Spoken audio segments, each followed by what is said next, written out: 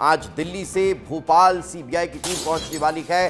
Bhopal police से case जो है वो अपने हैंडओवर सीबीआई लेने वाली है। सीबीआई ये केस टेक ओवर करेगी और ट्विशा केस में अब नए सिरे से जांच पड़ताल सीबीआई करती हुई नजर आने वाली है।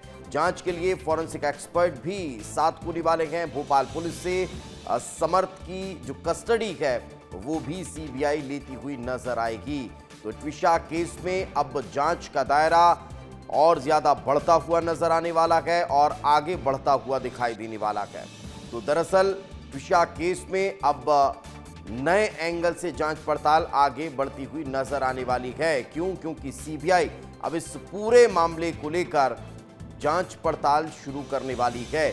अब ये पूरा केस सीबीआई के हैंडओवर होने वाला है, सीबीआई के हाथों में जाने वाला है और सीबीआई अब इस केस को नए सिरे से जांचने पड़ताल करने वाली है।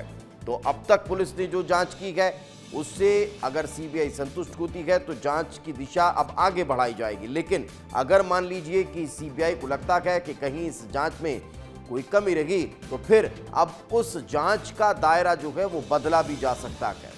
इस वक्त हमारे सहयोगी अमृत तिवारी हमारे साथ जुड़ चुके हैं, उन्हीं से बातचीत करते हैं। अमृत, फिलहाल क्या ताजा जानकारी, कब तक सीबीआई की टीम पहुंचने वाली है, इसकी कोई इंफॉर्मेशन? जी, जो हमें जानकारी यहाँ मिली है, सीबीआई की टीम भोपाल के लिए रवाना हो चुकी थी और कुछ ही लम्हों में वो भोपाल पहुँचेगी भी। इसके बाद जो है जांच का दायरा जो है तब शुरू होगा जब डीओपीटी से उन्हें औपचारिकता जो है पूरी हो जाएगी, तब फिर जो है जांच शुरू कर दी जाएगी।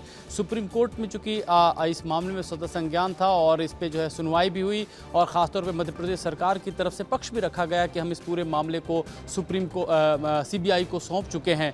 तो फिर कोर्ट ने इस पर कहा कि सीबीआई की जाँच पर सबको भरोसा रखना चाहिए। साथ ही साथ दोनों ही परिवारों को यह भी एक तरह से कहा जाए कि सॉफ्ट डायरेक्शन, इसको अगर लफ्ज़ इस्तेमाल किया जाए, वो दिया कि मीडिया से बातचीत न करें। अगर आपको कोई बात कहनी है, कोई तथ्यात्मक बात है, कोई आरोप भी है, तो जो जांच एजेंसी से सीधे बात करें। हालांकि इसको लेकर भी एक कोर्ट रूम में जो है थोड़ी दलीलों को लेकर के टकराहट दिखाई दी, क्योंकि ये कहा गया कि जब आप ये बात कह रहे हैं तो ये जो आप स्वतः संज्ञान भी ले रहे हैं वो मीडिया के मार्फत ही ले रहे हैं। जब मीडिया में बात बाहर आती है तब ये सामने संज्ञान आता है। और यहाँ पे एक चीज़ और रेखांकित करना चाहूँगा, गिरिबाला सिंह वो बहुत ज़्यादा इस अगर देखा जाए इस सुनवाई के दौरान फोकस में रही, क्योंकि जिस तरह से 3 दिन का जो है देरी होती है, एफआईआर दर्ज करने में हिलाहवाली की जाती है, जिस तरह से पोस्टमार्टम को लेकर के अविश्वास पैदा होता है, उसके बाद जिस तरह से फॉरेंसिक टीम का जिस तरह से कहा जाए कि लूप होल छोड़ना, उसके अलावा सीसीटीवी फुटेज और इन सब चीज़ों को लेकर के बाकायदा कहीं ना कहीं निशाने पे गिरिबाला सिंह रही, उनका रसूख रहा। उसको लेकर के स्पेशली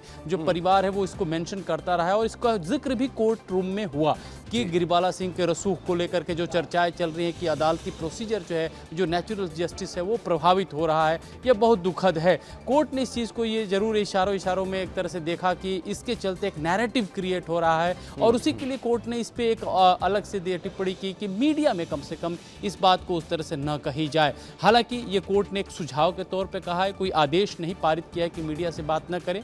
परिवार को एक तरह से उनको विवेक के ऊपर छोड़ा गया है कि वो जो बात कहना चाहते हैं वो जांच एजेंसी के सामने रखें। तो अभी जो डेवलपमेंट है केस की यहाँ दिल्ली के हवाले से वो यही है कि सीबीआई पहुंचने वाली है भोपाल और दूसरी बात यह है कि कोर्ट रूम में जो बातचीत रही, सुप्रीम कोर्ट ने इसमें जो अपना सुझाव दिया है। बिल्कुल, ये बड़ी बात आप अमृत बता रही हैं। फिलहाल बहुत बहुत शुक्रिया इस तमाम जानकारी के लिए हमारे साथ चर्चा में जुड़ने के लिए।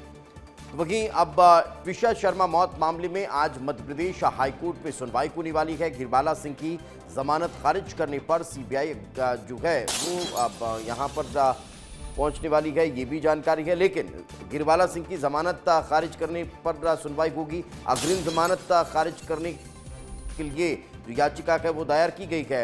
एमपी सरकार की ओर से जो जमानत का विरोध है वो किया जाने वाला है। जस्टिस देवनारायण मिश्रा की अदालत में ये सुनवाई होगी। गिरिबाला सिंह की ओर से सुप्रीम कोर्ट के वरिष्ठ अधिवक्ता पैरवी करने वाले हैं। तो आपको बता दें कि इस पूरे मामले में अब कहीं ना कहीं गिरिबाला सिंह की जो जमानत याचिका है उसको रद्द करने की, उनको जो जमानत मिली हुई है उससे रद्द करने की मांग अब यहां पर की जा रही है।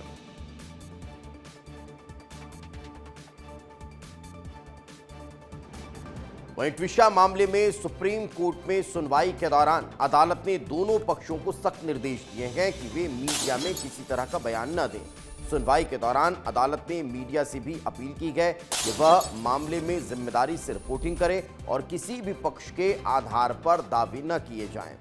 सुप्रीम कोर्ट ने साफ कहा है कि परिजनों के इंटरव्यू मीडिया में नहीं जाने चाहिए ताकि जांच प्रभावित न हो। राज्य सरकार की ओर से आरोप लगाया गया है कि ट्विशा की सास जांच में सहयोग नहीं कर रही है और प्रक्रिया में अड़चन डाल रही है। तो वहीं सॉलिसिटर जनरल तुषार मेहता ने भी अदालत को बताया है कि जांच में असहयोग की स्थिति सामने आई है।